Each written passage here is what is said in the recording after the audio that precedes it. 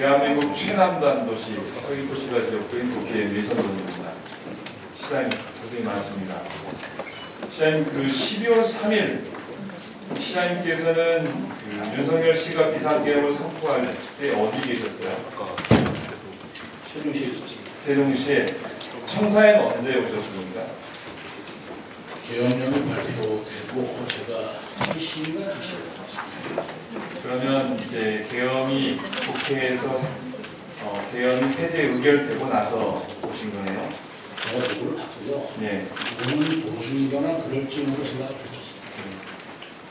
아니 10시 30분에 계엄 선포가 되었는데 청사에 1시 넘어서 도착했다라면 그 지방자치단체장으로서 대처에 미흡한 거 아니겠습니까? 사전에 다 보고는 받고 있었고요. 보고받는 게 중요해요. 그렇게 멀리 살고 계시지 않을 거 아닙니까? 가까운 곳이 소식밖에 안 되거든요. 사전에 보고를 다 받고 있었고 도시장이 대처를 준비하면서 예. 저도 그 당시에 있다고 생각해서 직접 왔습니다. 예, 그 당시에 청사 폐쇄 하셨습니까? 청사 폐쇄는 예. 저희들이 퇴근이 되면 그 당직 규정에 의해서 아니 이제 자동적으로 폐쇄가 됩니다. 이미 계엄 선포를 하고 그거와 관계없이 계엄 선포를 하고 포고령으로 그런 걸 하지 않았습니까? 그런 건 없습니다. 예. 시장께서는 12월 3일 계엄 선포가 정당하다고 생각하십니까? 계엄 선포요? 예. 저는 정당하지 않다고 생각합니다. 예. 그러면 서부지법에서 발부한 그 체포영장을 윤석열 씨 체포영장을 발부를 했잖아요. 그 세 차례나 거부를 했는데 그 거부한 행위가 정당하다고 생각하십니까? 그거는 제가 판단하기가 어렵습니다. 잘 모르겠습니다. 판단을 안 할 수가 없는 거 아니겠습니까? 왜냐하면 법원에서 체포영장을 발부했는데 법원이라는 것은 우리 민주주의 국가에서 매우 중요한 헌법적 기관이고 헌법적 기관의 판단을 거부했다. 일반적 논리에 의하면 예. 그 거부하면 그건 안 되죠. 예, 안 그런데 되죠. 이렇게 많이 논란이 되는 것이 예, 일반적 논리는 아니라 일반 사항이 아니고 예. 공수처에 수사권이 있는 여러 가지 문제가 있는데 그 사법 문제에 대해서는 제가 판단할 입장도 아니고 그거에 대해 지식이 부족하기 때문에 그것이 정당하게 아니라 말씀드리기는 어렵다고 생각합니다. 헌법기관을 지키고자 하는 지방자치단체의 장은 지방자치단체가 헌법을 지켜야 되죠. 기본적으로 헌법을 수호해야 됩니다. 헌법을 수호하는 기관이기 때문에 그것에 근거하는데요. 그 헌법기관이 서부지법에서 발부한 체포영장에 정당하게 응하지 않는 것은 잘못하는 것이죠. 그 어떠한 경우라도 그렇게 판단해야 되는 것이 일반적 심의 상식이라고 얘기합니다. 하나 더 이 묻겠습니다. 상식으로 예. 판단하는 문제가 아니고 법전의 전문 지식으로 판단해야 되는 문제 법전의 아니겠습니까? 헌법을 따르는 대한민국의 헌법적 지식에 근거해서 그렇게 해야 되는 거예요.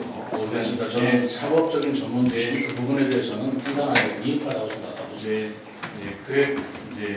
그래서 헌법에 대해서 지금 헌법을 지키고 있지 않다. 저는 그렇게 생각을 하고 있습니다. 헌법재판소 탄핵 결정에 대해서 정당하다고 보십니까? 탄핵 결정이 난 뒤에 아니 탄핵 결정에 대해서 저는 정당한 탄핵 결정이 되기 전에는 아니 시장께서는 네. 헌법재판소의 윤석열 씨 탄핵 결정이 정당하다라고 생각하십니까? 아니면 그렇지 않다고 생각하십니까? 정당하고 아니고를 떠나서 사법부가 헌법재판소가 결정을 내렸으면 수용해야 되고 존중해야 된다고 생각합니다. 정당하다고 생각하지 않는 정당 여부야 네. 사법부가 판단한 것이고요. 예, 정당하다고 생각하지 않는데 정당이기 때문에 정당하다고 생각하지 않는데 그 결정에 대해서는 수용하겠다 이런 태도시네요. 정당하다 잘 안 알겠습니다. 하다를 정당하다 안 하다를 어떤 근거로 말씀드려야 될지 모르겠습니다. 저는 아니, 헌법재판소의 헌법재판소가 결정이 탄핵을 결정하기 전에는 헌법재판소 결정에 대해서 불복하시는 거예요? 수용하고 존중한다고 했습니다. 예, 그런데 수용하고 존중하는데 네. 정당하다고 생각하고 있지 않는 거죠. 저는 그 전에는 네, 그 알겠습니다. 탄핵에 대해서 반대하는 입장을 얘기를 한 적이 있습니다. 예, 알겠습니다. 탄핵에 대해서 반대를 한다? 예, 잘 알겠습니다. 그 다음에 지금 이제 윤석열 씨가 그 재판에 출석하고 있지 않아요. 대통령을 했던 분으로서 그 사법제도에 대해서 사실상 부정을 하고 있는 모습을 보이는 것에 대해서 그 행위가 정당하다고 생각하십니까? 그 판단은 제가 내릴 부분은 아니라고 생각합니다. 네, 알겠습니다. 그 시장께서는 올해 1월 신년 인사를 페이스북에 게시하시면서 드레푸스 사건을 예를 들으셨어요. 드레푸스 사건이 어떤 사건인지도 거기다 기록을 했는데 마치 제가 볼 때 윤석열을 드레푸스로 치환한 것처럼 보이는데 그런 생각에서 쓰신 겁니까? 원칙을 말씀드렸고요. 예, 원래표스 사건이 됐든 뭐가 됐든 일반 국민은 누구든지 무죄 추정의 원칙에 의해서 재판을 받고 본질에 입각한 말하자면 국민 의식을 가져야 된다고 저는 생각을 했고 예를 들어서 프랑스 혁명 당시에 그것까지는 해도 되고요. 사건이 있었다는 제가 질문하는 것에만 답변을 해주세요. 드레푸스 사건은 썼지만 그 당시에 유태인이라는 이유만으로 프랑스가 공권력을 통해서 인권을 유린하고 간첩이라고 조작한 사건이에요. 거기까지 이렇게 쓰셨습니다. 시장께서는. 이 쓰신 이유가 저는 궁금해요. 아, 윤석열을 이렇게 비유하고 이렇게 이제 드레푸스처럼 누군가에 의해서 뭐 조작되고 결국은 인권유린을 당하고 있는 것처럼 쓰셨다는 거예요. 저는 그것에 대해서 놀랐습니다. 저는 윤석열은 윤석열 전 대통령뿐만이 아니라 윤석열 씨는 어떤 현행범이에요. 잠깐만요. 일을 당해서는 안 된다고 생각합니다. 예, 그렇죠. 누구든 당하면 안 되죠. 그런데 윤석열은 권력을 갖고 있는 자였고, 예, 대한민국의 모든 권력을 갖고 있는 자였고, 국민이 모두 보는 앞에서 계엄을 선포했어요. 정당한 계엄의 요건에 맞지 않은, 그리고 국회를 침탈하려고 했고, 선관위를 압수수색하려고 했고, 선관위도 침탈을 했죠. 전 국민이 다 본 사건이에요. 이 사건과 그 사건을 치환시켜서 보고 있는 것은 저는 그 시장께서 헌법을 수호해야 되는 의무를 가진 지도자로서 적절하지 못하다 이렇게 생각합니다. 답변 드려드리겠습니까? 예, 답변하세요. 저는 좀 논리의 비약이 있으시다고 생각을 합니다. 저는 윤석열 전 대통령에 대한 얘기를 한 것이 아니고 어떤 국민도 법 앞에 평등하고 무죄 추제의 원칙을 받아야 되고 법치주의가 존중되어야 한다. 예전에 프랑스에서 드레푸스 사건이 있었고 에밀 졸라가 이것 때문에 나는 고발한다는 제일 유명한 일이 있었다라고 한 것입니다. 다 들었고요. 마지막으로 드리면 그렇게 말씀하시는데 맨 마지막에 뭐라고 쓰냐면 혼란스러운 시대 프랑스에서 그랬듯이 혼돈과 미망에서 백성들이 빠지지 않도록 기도하고 있습니다. 우리 국민들의 명철한 판단과 이성으로 나라를 바로 세울 수 있도록 기도합니다. 이거는 말씀이 의도를 분명하게 얘기를 하고 있는 거라고 봅니다. 일반적인 사건이 아니라 윤석열에 대한 기도를 한 것이고요. 그 기도 내용을 여기다 올린 거라고 생각합니다. 국민들께 마지막으로 떠나서 마무리해 주십시오. 시간 많이 갔습니다. 그게 윤석열 대통령의 전 대통령에 대해서 이달 의원님께서 말씀하실 때는 다 허용해 주시고 제가 아니요, 얘기했더니 저도 지금 자제를 서범수 하고 있잖아요. 저도 자제를 하고 있잖아요. 저도 말씀드릴 게 많은데 저도 자제를 하고 있습니다. 뭘 말씀드려요? 아니 국정감사답게 하시줘야죠. 제 질의에 뭘 말씀드리고 아니 있는데요? 일단 마무리하세요. 시간이 지났으니까. 이준배 그나진 총선 후보께서 K마스터 3단 총선 공약으로 발표하신 건 아셨죠? 네. 그 사업이 어떻든 간에 중단이 되고 다시 그 같은 윤통석 대표가 그린립 일반 산단을 추진을 했습니다. 알고 계시죠? 네. 그런데 그 추진이 2024년 9월에 투자 예언서를 세종시에 제출을 하고 2025년 5월에 옥토부에 산업단지 지정 계획을 신청을 했어요. 2개월 만에 세종시에서는 산업단지 지정 계획을 고시했습니다. 그렇죠? 일사천리로 진행된 이유는 뭐라고 생각하십니까? 법적 절차에 큰 문제가 없기 때문에 추진된 것입니다. 그래요? 그것에 대해서 여러 가지 얘기들이 있는 것 같아요. 근데 빨리 하면 빨리 할수록 좋은 거 아니겠습니까? 일반적으로 이렇게 산단 추진이 이렇게 전격적으로 1년 만에 투자 예언서를 접수하고 나서 지정 고시되는 경우가 거의 없다 이렇게 얘기를 하더라고요.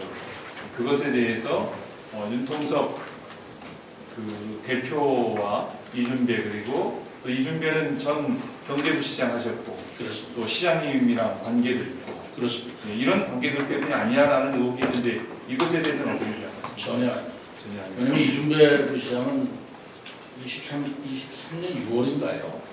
그때 퇴직을 했기 때문에 네. 이 부분에 대해서 본적으로 관여될 예. 여지가 없었습니다. 그 관계라는 게 이제 시장과 부시장의 관계가 그게 지나도 만나는 관계잖아요. 뭐 그거야 뭐 예, 그렇죠.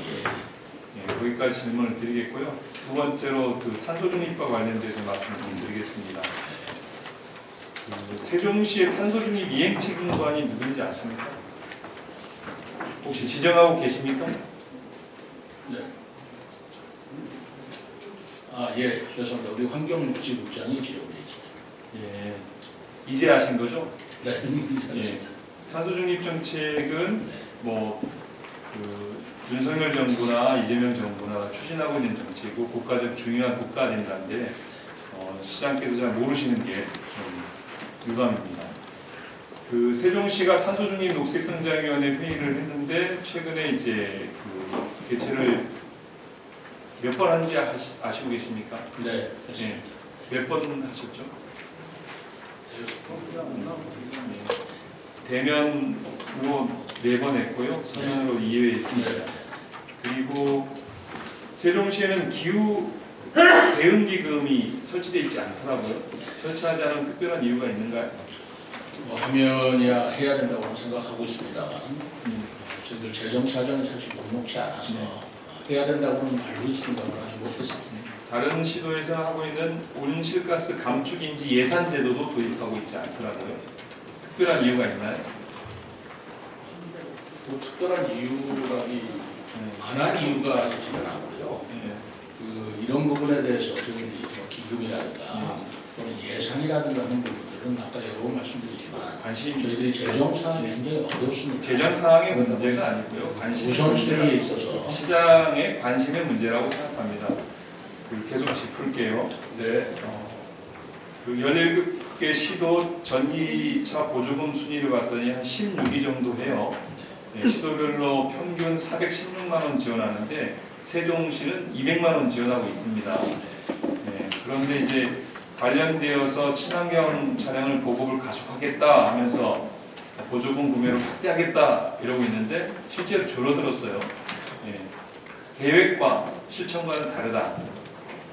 그 다음에 이제 5년 동안 전기차 보조금 예산을 봤더니 23년에 46억 원, 24년에 22억 원, 2025년에 12억 원으로 계속 줄여내고 있는데 계획과 달리 이렇게 보조금 예산도 줄이고 배정 예산도 줄인 이유가 뭡니까? 죄송합니다. 저희들이 재정 형편 때문에 있는 그 신규사업이라고 하는 것을 좀 하는데 한계가 있습니다. 그게 첫째 이유고요. 예, 제가 볼 때 재정이 있지만 예. 결국 재정이라는 것은 단체장의 의지로 사용하는 거죠. 그 정책에 어떤 정책에 집중하느냐에 따라서 예산이 늘고 줄을 수 있는 거죠. 그건 그렇습니다.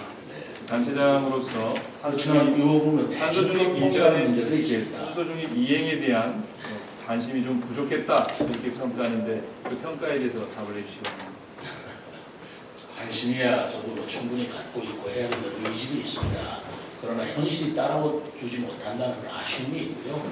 네. 저희들은 또 이 세종시는 도로가 좀 비좁아서 대중교통 위주의 정책을 쓰고 있습니다. 그렇기 때문에 대중교통에 보다 많은 저희들이 예산을 쓰고 있다는 점 이해해 주시기 바랍니다. 질의 마치겠습니다.